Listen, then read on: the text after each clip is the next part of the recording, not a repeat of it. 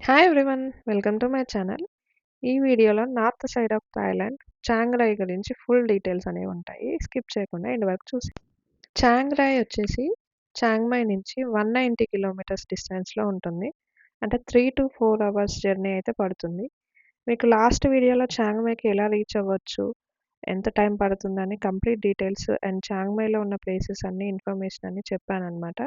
ఆ video link డిస్క్రిప్షన్లో ఇస్తాను, చెక్ చేయండి. ఫస్ట్ వచ్చేసి చాంగ్ రాయ్‌కి ఎలా రీచ్ అవ్వచ్చు. సో, మీరు చాంగ్ మై నుంచి చాంగ్ రాయ్‌కి వెళ్ళాలనుకుంటే బస్ ఆప్షన్స్ అనేవి అవైలబిలిటీ ఉంటాయి. నెక్స్ట్ లేదనుకుంటే లగ్జరీగా వెళ్ళాలనుకుంటే ప్రైవేట్ టాక్సీస్ కూడా అవైలబిలిటీ ఉంటాయి. అవొచ్చేసి 3000 నుంచి 4000 థాయ్ బాట్ అనేది వాళ్ళు చార్జ్ చేస్తారనమాట. ఎందుకంటే 3 అవర్స్ జర్నీ ఉంటుంది అండ్ మార్నింగ్ 7:30కే అనేది స్టార్ట్ అవ్వాల్సి ఉంటుంది. నెక్స్ట్ వచ్చేసి టూర్ ప్యాకేజెస్, అంటే డే టూర్స్ అంటారు వీటిని. వాళ్ళే మన హోటల్ దగ్గరికొచ్చేసి పిక్ చేసుకుంటారు. మార్నింగ్ 7:30-8 బిట్వీన్‌లో వచ్చేసి పిక్ చేసుకుంటారనమాట. అక్కడి నుంచి మనకి హాట్ స్ప్రింగ్ అని చెప్పేసి, లాంగ్ నెక్ అనే ప్లేస్ ఒకటుంటుంది. అంటే ఒక ట్రైబల్ వాళ్ళుండే place, white temple, blue temple ఇవన్నీ చూపెట్టుకొని ఈవినింగ్ మనల్ని హోటల్ దగ్గర డ్రాప్ చేస్తారు. ఇందులో ఫుడ్ అండ్ అన్నిటికి ఎంట్రీ టికెట్స్ అనేవి ఇంక్లూడెడ్ అయ్యి ఉంటాయి. ఈ డే టూర్ ప్యాకేజెస్ వచ్చేసి 1000-2000 బాట్ మధ్యలో ఉంటుంది. ఇంకా అది నేను ఎగ్జాక్ట్‌గా చెప్పలేను. మీరు బార్గెనింగ్ స్కిల్స్‌ని బట్టి ఉంటుందనమాట. మేము రేపెళ్తాం అనంగా ఈరోజు నైట్ బుక్ చేసుకున్నాము. సో, ఇట్స్ ఆల్రెడీ వాళ్ళు వెళ్తున్నారు కాబట్టి మేము చాలా బార్గెయిన్ చేస్తే మాకు 1100 or 1200 Thai baht per person అనైతే తీసుకున్నారనమాట. లేదు మీరు అంటే అగోడాలో కూడా చెక్ చేయొచ్చు డే టూర్స్. మేమైతే విండీ అనే ట్రావెల్స్ వాళ్ళతోనే వెళ్ళాము. మంచిగా అనిపించింది. కాంటాక్ట్ నెంబర్ కావాలంటే మీరు ఫేస్‌బుక్ పేజ్‌లో చెక్ చేయొచ్చు. లేదంటే నేను డీటెయిల్స్ అనేది డిస్క్రిప్షన్‌లో ఇస్తాను, చెక్ చేయండి. ఈ చాంగ్ మై నుంచి చాంగ్ రాయ్ రోడ్ అంత ప్రాపర్‌గా ఉండదు కాబట్టి చాలా ఎక్కువ టైం అయితే పడుతుంది.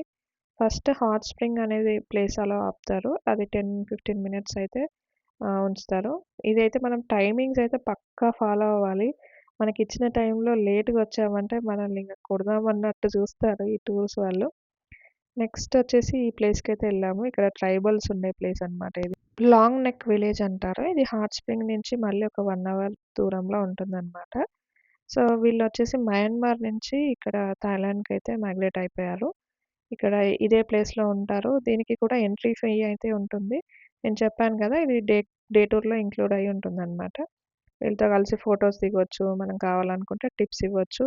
అండ్ వాళ్ళు డిఫరెంట్ డిఫరెంట్ ఐటెమ్స్ అనేవి చేస్తుంటారు. షాల్స్, చిన్న చిన్న గిఫ్టింగ్ పర్పస్ కీ చైన్స్, రకరకాల ఐటెమ్స్ అయితే ఉంటాయి. మీకు కావాలంటే పర్చేస్ చేసుకోవచ్చు. ఇక్కడ మా గైడ్ వచ్చేసి అసలు వీళ్ళ ట్రైబ్ గురించి డీటెయిల్స్ అన్నీ చెప్తున్నారనమాట.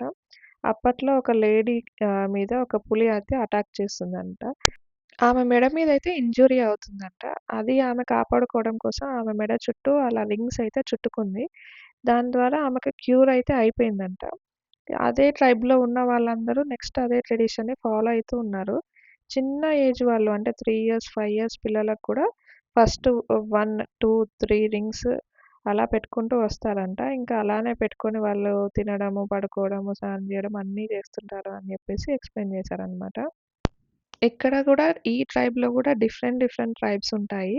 కొంతమంది మొత్తం సిల్వర్ జ్యువెల్లరీ వేసుకున్న వాళ్ళుంటారు. అందులో గూడా హై, లో, మీడియం అని జెప్పేసి ఉంటాయంట. సరే అనుకుని చూసాము. అక్కడ వాళ్ళు డాన్స్ చేస్తుంటే మనం వాళ్ళతో పాటు డాన్స్ చేయొచ్చు. అండ్ ఆ రింగ్స్ పెట్టుకొని మనం ఫోటోస్ దిగొచ్చు.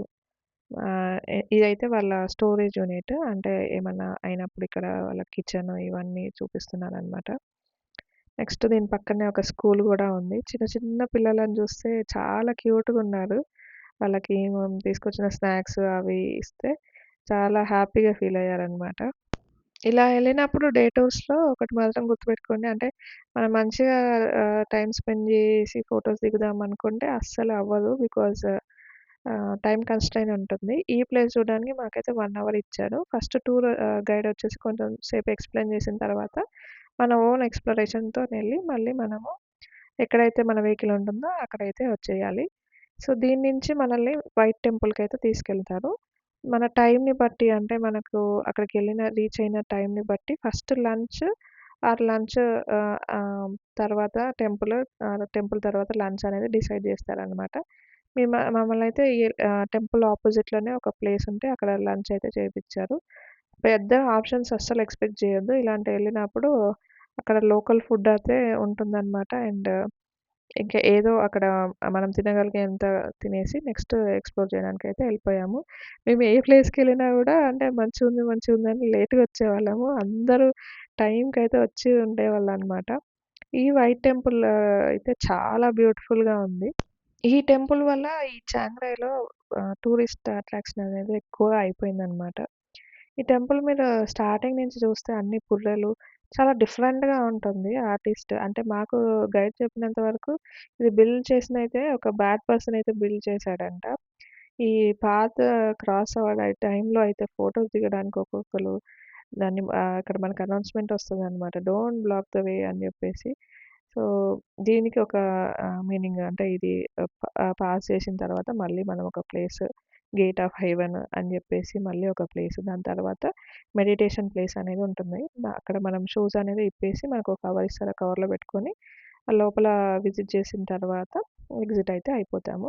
లోపల చూసినప్పుడు మేము షాక్ అయ్యాము. అంటే లైక్ నిజంగా ఒక మనిషి కూర్చొని మెడిటేట్ చేస్తున్నాడా? లేకుంటే ఏదైనా స్టాచ్యూ పెట్టారా అని జెప్పేసి మేము ఫ్రెండ్స్ ఒక సెకండ్ ఇలా స్టన్ అయ్యాము. అంటే అంత రియలిస్టిక్‌గా ఉంది. ఆ లోపల బుద్ధుడి స్టాచ్యూ ముందు కూర్చున్న ఒక పర్సన్ స్టాచ్యూ అయితే. ఇంకా ఇది కూడా టైమ్ కన్‌స్ట్రెయిన్ ఉంటుంది. లోపల ఇంకా వేరే ఏమేమో ప్లేసెస్ ఉన్నాయి. మేము అంత చూడలేదు. ఎందుకంటే మాకిచ్చిందే 1 ½ అవర్ టైమ్ అనుకుంటాను. సో, ఇవి మళ్ళా సెపరేట్ ఎంట్రీస్ అన్నమాట. వైట్ టెంపుల్‌కి సెపరేట్ ఎంట్రీ. మీరు చూస్తున్న ప్లేస్‌కి సెపరేట్ ఎంట్రీ. ఇదేదో గుహలాగా ఉంది. దాని తర్వాత ఒక వినాయకుడిది ఒక స్టాచ్యూ లాగా పెట్టారు. చాలా బ్యూటిఫుల్‌గా ఉంది అది గూడా. ఈ టెంపుల్ దగ్గరయితే ప్రతీదీ అట్రాక్షన్ లాగానే ఉంటుందనమాట. ఎందుకంటే చాలా క్రియేటివ్‌గా, చాలా యూనిక్‌గా అయితే కట్టారు. అండ్ ప్లేస్ కూడా చాలా బావుంటుంది. కాకపోతే ఆఫ్టర్‌నూన్ అయిపోయింది కాబట్టి ఫుల్ ఎండగా ఉందనమాట. ఈ బ్రిడ్జ్ దాటి ఎళ్లి అంటే మనం ఎక్స్‌ప్లోర్ చేయడానికి చాలా టైం పడతది. అంటే చాలా క్విక్‌గా చూసేసుకొని ఎళ్ళిపోవాలనమాట.